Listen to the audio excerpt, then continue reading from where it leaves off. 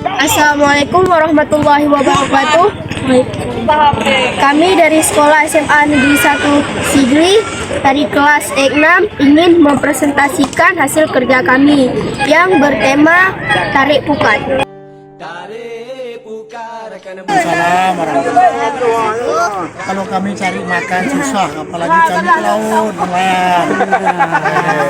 Alhamdulillah kami kan seginilah. Mau pulang tuh anak dan istri 100, rendah 40. Udah cukup lah untuk anak 3-2 di rumah cukup, tapi beras nggak ada. Kalau susah. Tarik Pukat ini Tiap hari, tiap anak. Dua lah ya, dua. Dua kali ini mana? malam juga ada tarik pukat. Malam ada juga. Itu yang banyak dapat ada 300, ada 200. Orang lain buka ada 10, 12, 13 orang. Jenis-jenis ikan yang dapatnya apa aja? Cari-cari ikan apa? Ikan ramu apa bertahan siapa?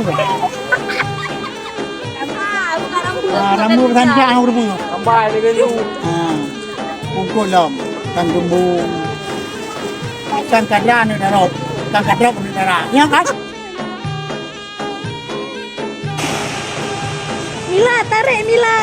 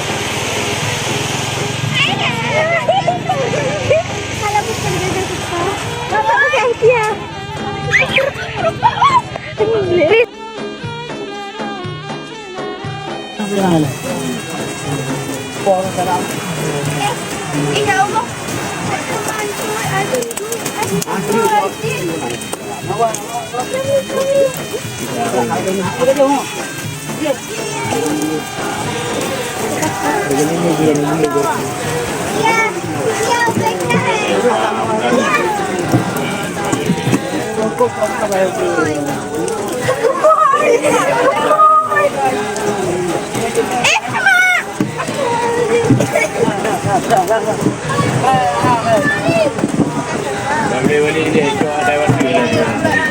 Jika ambil waktu hotel. Boleh itu ada kaping apa boleh itu.